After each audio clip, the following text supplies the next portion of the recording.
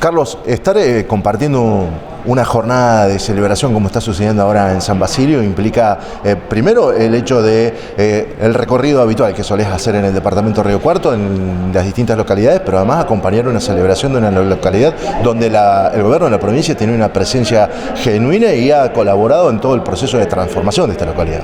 Sí, 93 años, ¿no? No se cumplen todos los días, pero sobre todo, más allá de las limitaciones que en los últimos tiempos hemos tenido por razones obvias de la pandemia, es cierto, nosotros como gobierno provincial hemos venido siempre a San Basilio, como al resto de los pueblos de nuestro querido departamento Río Cuarto, y lo hacemos con mucho gusto, porque la verdad que uno venir a estos pueblos es como tomar una bocanada de aire fresco en lo que hace a lo que es la vida en estos pueblos, al progreso que tienen, a cómo su gente, con en este caso el intendente Rubén Moyne a la cabeza y todo su equipo, van logrando uno tras otro los objetivos que se proponen.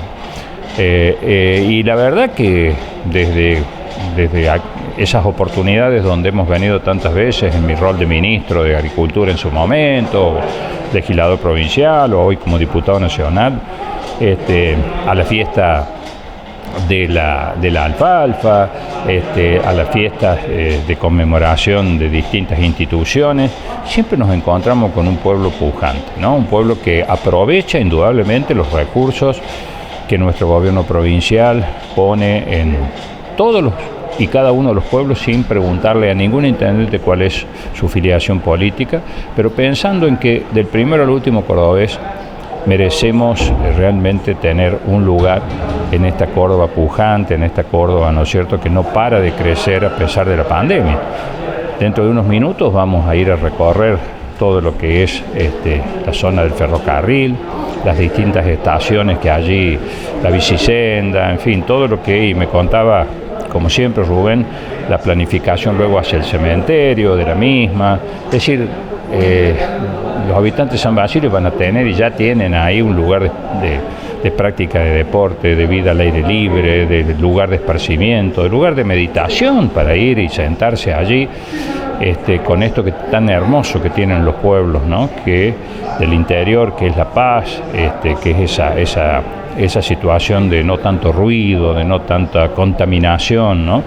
Y bueno, me parece que lo hacemos, como digo, con gusto, porque es realmente uno puede palpar cada vez que viene ese progreso que es mérito de un intendente, por supuesto, pero es mérito de la gente también, ¿no? Es una de las localidades que se caracteriza por tener una vida institucional, en el tejido institucional realmente fortalecido. 22 instituciones y entidades funcionan en la localidad y estamos hablando de una localidad que no llega a tener 10.000 habitantes. Eso también tiene que ver precisamente con el desarrollo y con la pujanza. Digo, fueron ellos mismos desde el tejido institucional, con el apoyo del gobierno de la provincia, los que construyeron el edificio del nuevo colegio secundario como elemento transformador, por poner solo una referencia. Sí, sin ninguna duda.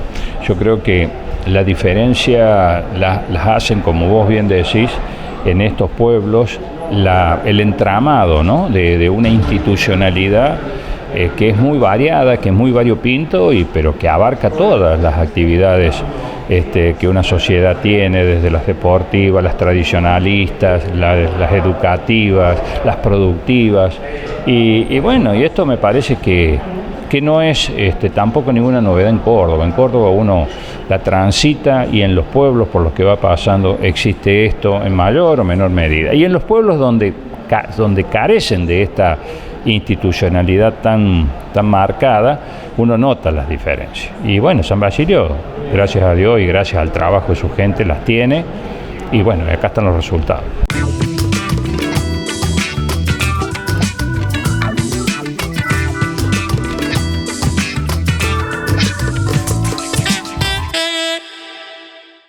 la provincia, cuando acompaña este tipo de instituciones, de celebraciones o de conmemoraciones, nunca viene con las manos vacías. No se puede en este contexto porque estamos con una veda electoral. Sin embargo, cuando se comparta el acto central va a haber maquinaria que ha sido recibida, recepcionada por la municipalidad, entregada por el gobierno de la provincia. Sí. Tiene que ver con la transformación, pero además con la presencia institucional de la provincia. Sin ninguna duda. Vos bien lo dijiste, estamos en veda, por lo menos en lo que hace a anuncios, a inauguraciones o cosas por el estilo. Nosotros somos muy respetuosos en ese sentido de todas estas cosas y debemos serlo, diría yo, ser y parecer. Debemos serlo por doble motivo, porque nos involucran las generales de la ley y porque además somos oficialismos, estamos gobernando la provincia. Entonces hay que ser muy cuidadosos en esto, pero todo el mundo sabe, por supuesto, en cada uno de los pueblos, esta gota permanente, ¿no?, de una provincia, de un gobierno provincial que está siempre presente al lado de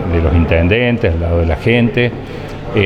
Y como siempre nosotros decimos, los recursos que vengan de la nación, bienvenidos sean. Y está muy bien que los intendentes los gestionen, porque además no es algo gracioso, no es algo que la nación nos esté dando por vía de un regalo. Nos está dando mucho menos de lo que los cordobeses merecemos en función de lo mucho que nosotros ponemos en las arcas nacionales. Si nosotros pensamos por un momento que solamente en materia de retenciones agropecuarias ponemos más de 3.000 millones por año de dólares en las arcas nacionales, ¿cuánto debiera venir para compensar ese esfuerzo que es de todos los cordobeses?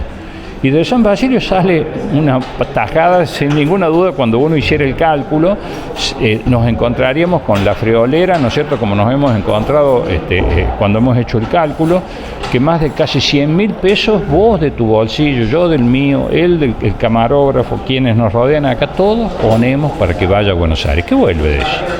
Así que aquellos que nos quieren hacer creer que las obras que traen a Córdoba son un regalo, se equivocan. Son mucho menos de lo que los cordobeses merecemos por el esfuerzo que hacemos en compartir una nación que debiera ser mucho más federal.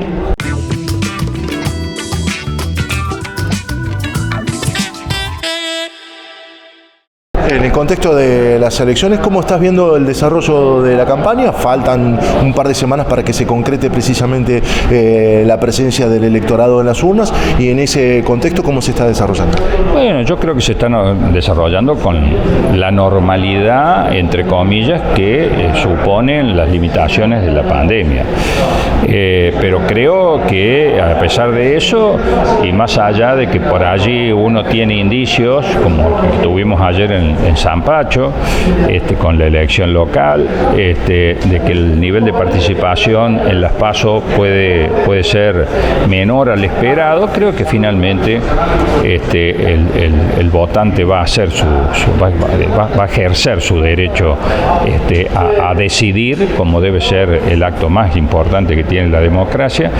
Y hasta acá, bueno, cada uno está ofreciendo su propuesta, sus ideas. Nosotros no hacemos otra cosa, en nuestro caso de Hacemos Córdoba, que ratificar que la nuestra es una lista federal. Ninguna lista lleva dos mujeres de la talla además de Natalia de la Sota para diputados y de Alejandra Vigo para el Senado. Ninguna lista tiene, como la tenemos nosotros, con representantes de todos y cada uno de los departamentos del interior, lo cual marca una actitud federal que me parece que es lo que corresponde hacer. Y la nuestra es una lista que no discute, no entramos a tironearnos y a tirarnos piedras, como es muy habitual en los integrantes de esta famosa grieta, que se retroalimentan uno al otro porque parecen que en la existencia del otro encuentran su propia justificación también de existencia. Nosotros le decimos a los cordobeses que seamos, eso sí, muy atentos al hecho de que no se elija presidente esta vez, de que no nos vengan a querer confundir con que esta es una elección para el presidente, pues no lo es. Lo que se elige aquí son los diputados y los senadores, que los cordobeses queremos que vayan al Congreso para que defiendan los intereses de Córdoba. La nuestra es una lista lista que se armó en Córdoba, se decidió en Córdoba. Las otras listas se decidieron en Buenos Aires. Entonces yo pregunto, a la hora de responder a quién y de dónde surgió la decisión, qué intereses van a privilegiar. Después nos asombramos cuando muchos de esos diputados, esos senadores, votan en contra de los intereses de Córdoba, como pasó, por ejemplo, con biocombustibles y con tantas otras leyes, perjudicando a los cordobeses. Bueno, la razón hay que buscarla en estas conformaciones, en donde el poder central, los porteños, que pagan el 50% más barato el combustible, el GNC, por ejemplo, que usan los remiseros o los taxistas, que pagan un 11% más barata la nafta y nunca nos terminan de explicar por qué, que la ropa y el alimento es más barato en el puerto que acá. Bueno, esas son las cosas que nosotros tenemos y queremos explicarle a los cordobeses para que sepan quién y cómo hay que defender a Córdoba en el lugar que corresponde y que se elige en esta elección, que es precisamente los diputados y senadores.